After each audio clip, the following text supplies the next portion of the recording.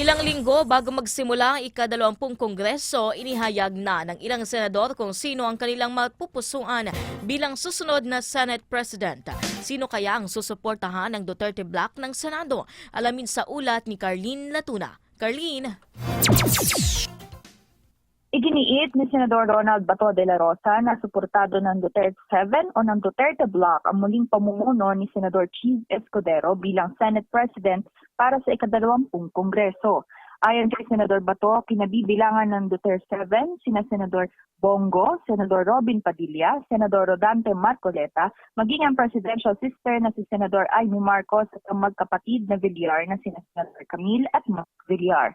Pumirma na si De La Rosa sa umano'y supermajority block resolution na magpapanatili kay Escudero bilang Senate President.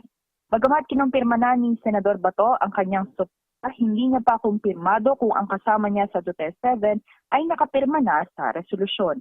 Nang tinanong kung bakit si Escudero ang susuportahan niya, iginiit ng senador na nagustuhan niya ang pagiging bukas at pakikinig ni Escudero sa mga kasamahan sa Senado.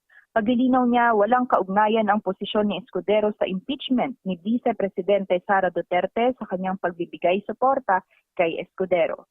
Dagdag nito, walang kapalit na pangako o posisyon sa anumang komite ang kanyang pagpirma sa resolusyon.